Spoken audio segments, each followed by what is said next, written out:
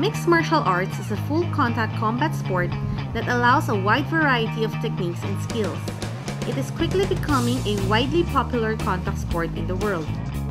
今天我们要为你们介绍一个菲律宾风格的混合武术，叫做 Hybrid Yaoyan. Ang Hybrid Yaoyan ay isang klase ng Filipino style ng mixed martial arts na ginawa ko noong year 2000. Ang mga mixed martial styles na bumubuo ng Hybrid Yaoyan, mula doon sa Yaoyan traditional, ang suntok niya kinuha namin sa palon ng arnis, ang tawag doon bolo punches. Then ang sipa niya galing doon sa traditional Yaoyan, sa buno naman galing sa para yung bumubuo ng wrestling, kasi yung dumog yun ang pinaka grappling style naman ng Hybrid Yaoyan.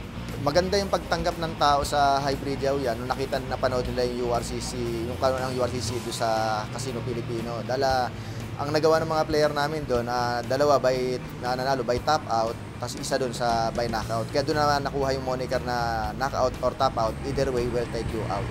Yun yung pina-Hybrid Yaoyan. Nakita nila yung kagandahan ng klase ng martial arts na Hybrid Yaoyan.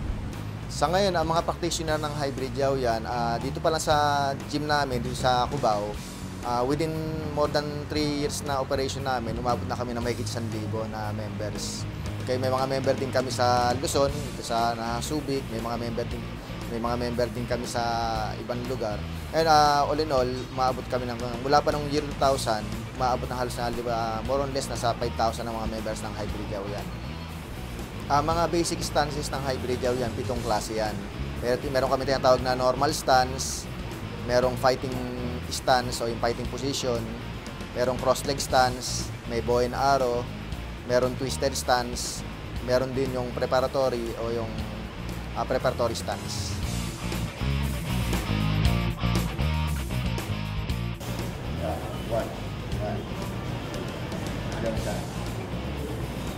Ang body weight, 70% nandito, gano'n siya.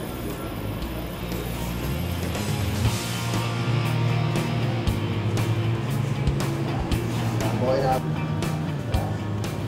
Pagsusipa ka na, preparatory ito ng mga sipa. Ito ba, preparatory para sa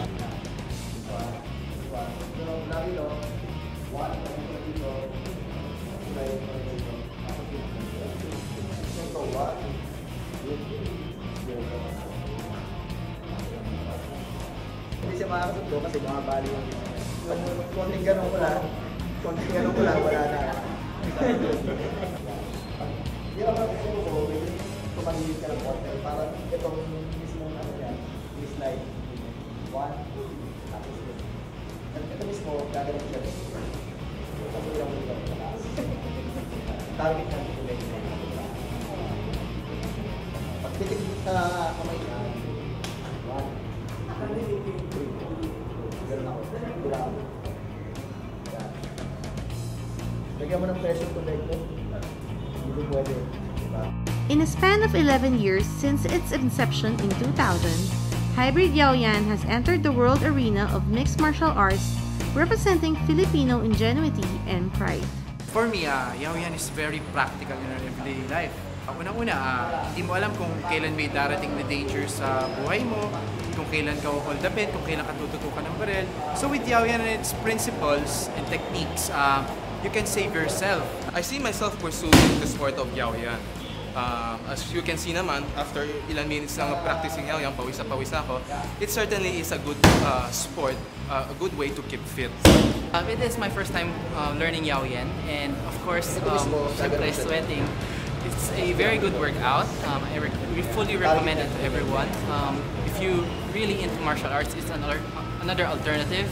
Sa mga tao na nais mag-aral ng Hybrid Yaoyan o na mag-aaral ng mixed martial arts, nakikita namin na ang pinakamaganda niyan, mag-aaral sila doon sa talagang mismong school. Kasi kung mag-aaral sila by YouTube lang or any disc lang o makikita lang nila na sa mga VCD or DVD, medyo walang mag-guide sa kanila doon eh. Kaya malaki ang chance na magkaroon sila ng injury.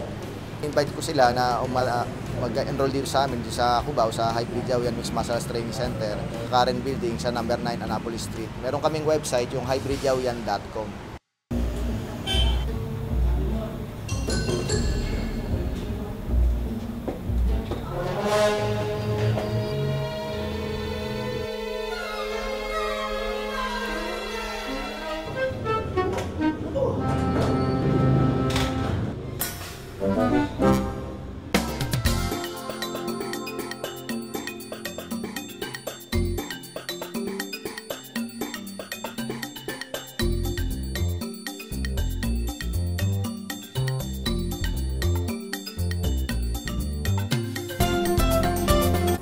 Stanley Chi. I enjoy doing comic strips and I'm happy making people laugh.